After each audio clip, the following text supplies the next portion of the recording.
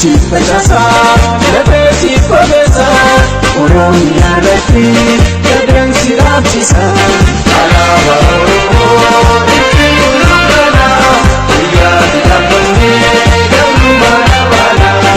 Irafana kinya, bakuma jirani, kasila muftucha, palmara umani. Alaba Oromo, iti ulugana, iya dilapani, gamara bala. Sidapar mibula, iya tokotile, iya sunni lupa, anggam yotrele.